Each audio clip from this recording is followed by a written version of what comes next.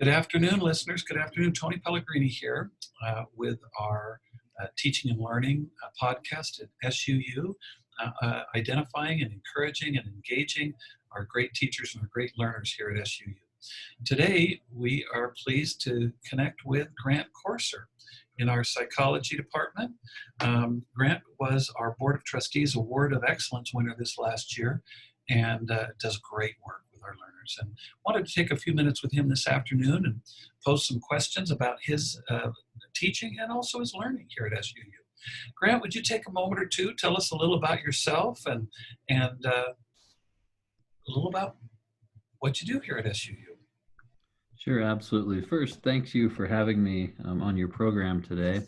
I appreciate the good efforts of you and the CETL and those things which are done to enhance student learning through good faculty programming. So thank you very much for that. I'm in my 13th year here at SUU. I'm an associate professor in the Department of Psychology and also the Associate Dean of Humanities and Social Sciences. So I have a few hats I'm wearing right now. But I love teaching psychology. I love the idea of working with undergraduate students in multiple ways to help them achieve their educational goals. And I'm happy to spend some time with you today. Thank you so much, Grant. Maybe we could start by talking to our listeners a little about the courses that you teach. Are there certain courses that you teach here every semester or every year? What are some of the courses you teach? There are. I, of course, on occasion teach introductory psychology or general psychology. But in my area of research, I teach a class on motivation and emotion. And then I also teach a class on what's called industrial and organizational psychology. And right now, because of some personnel changes, I'm teaching our experimental analysis of behavior class, which was a class that was a long time ago developed and taught by one of our better faculty who have come through the Department of Psychology, and that was Les Jones. So I'm trying to at least crawl into his shadow. Tough boots to fill, Grant.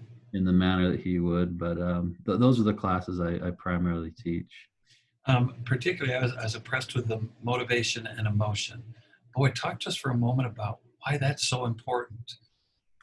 It's a great class. I tend to have a full enrollment in that, not so much because of me, but because of the title.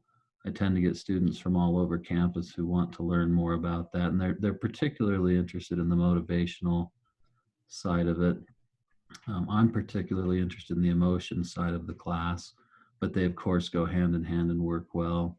But it's a fairly important class because we all have ideas about, what motivates ourselves, what motivates others, and we think we know a lot about it, but it's fun to go through and clarify some of the mysteries associated with it and to talk about some of the science associated with those things that do motivate, and those things that do allow us to understand more about our emotional experiences, particularly right now with the increased rates of depression and anxiety. There's so much myth associated with that and so much anecdote. It's really an important class for students to take, particularly if they're going into an educational field or a psychological field or any really service related field, to understand how our emotions work, because they're quite complex but understandable. That understandable part, I'm right with you. I can hear a student saying, "Oh my goodness, I'm human. I've got emotions. What more can I learn about my emotions?" But like you said, they're very complex and they are very deep. They require some thought.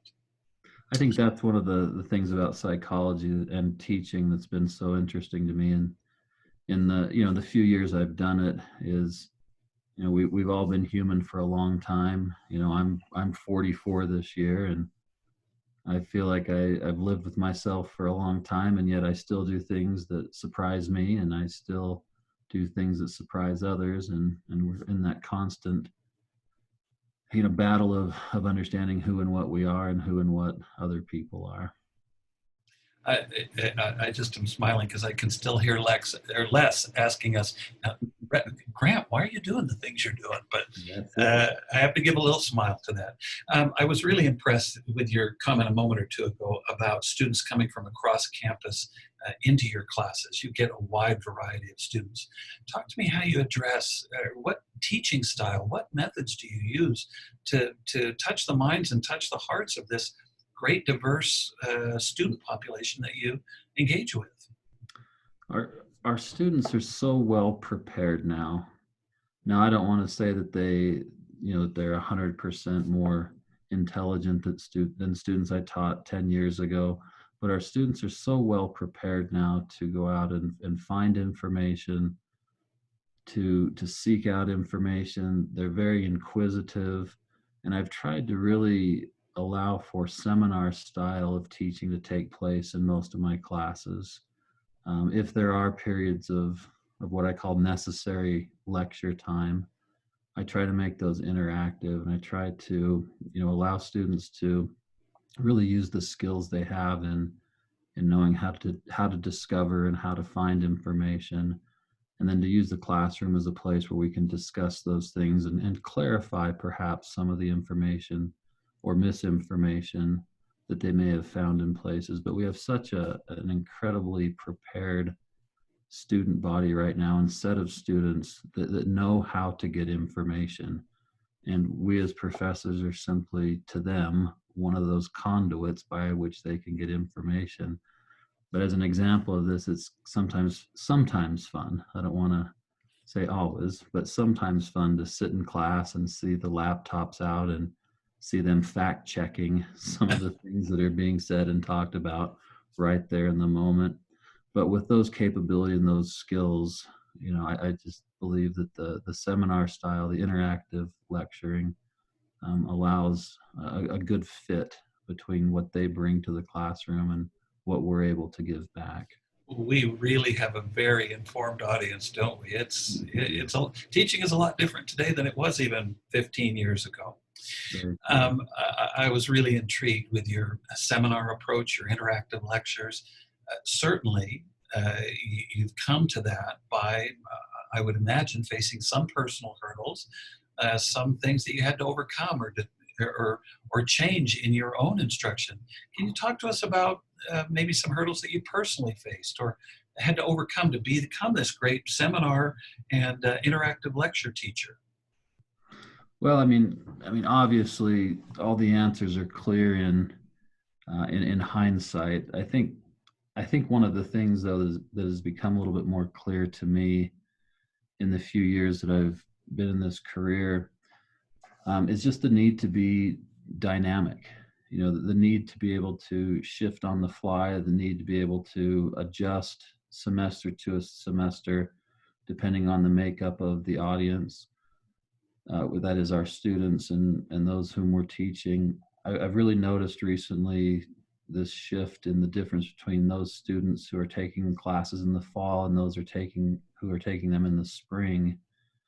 I've noticed a lot more urgency and anxiety in those in the springtime, in the spring courses, particularly because most of the students I teach now are senior level students, or by the time they get to me, they're finally seniors.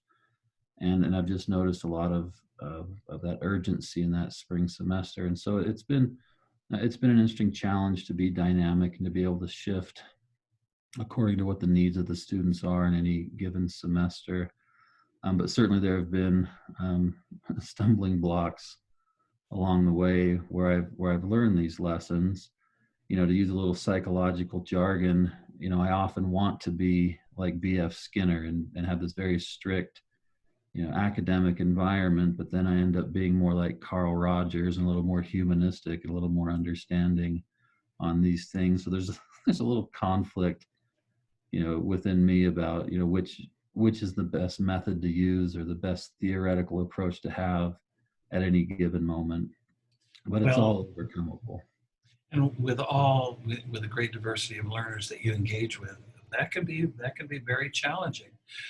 Are there other challenging parts of teaching that that you found that you could kind of help our listeners through some suggestions in meeting or addressing those challenges?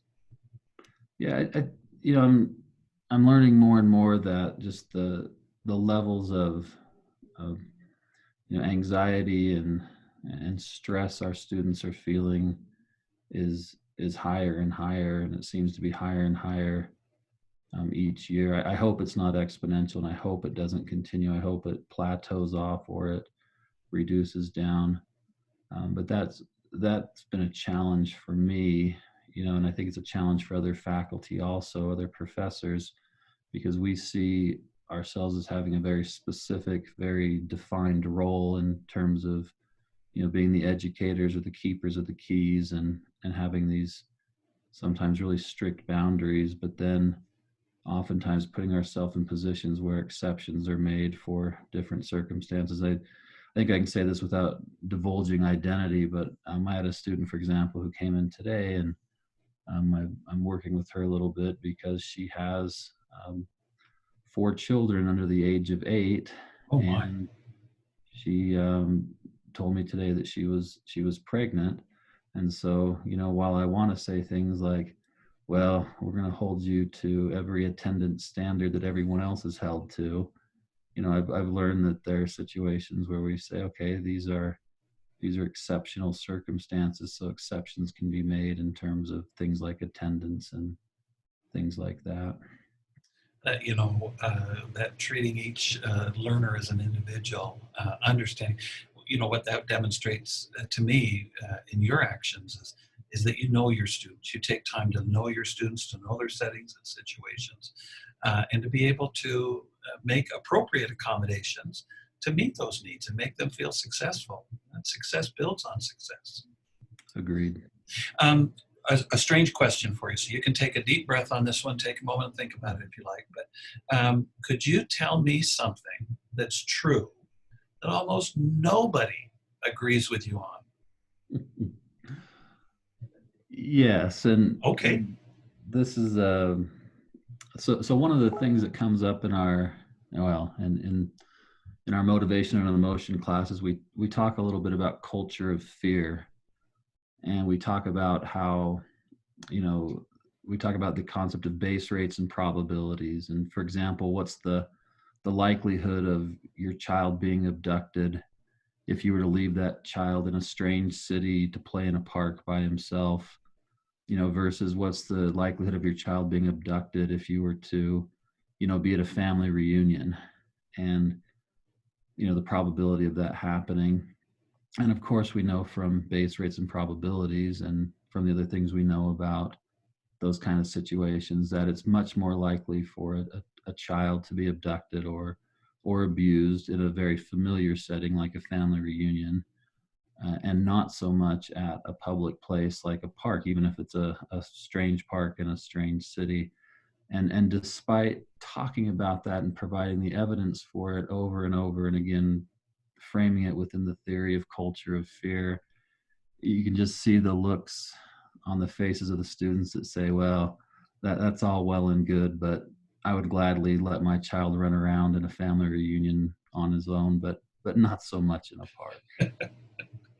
So you're not going to be authoring any sessions or sections or TV shows of Criminal Minds with No, I probably won't be asked to be on any podcast anytime soon. That's great. Well, Grant, I want to tell you thank you. Thank you for taking a few minutes with us today.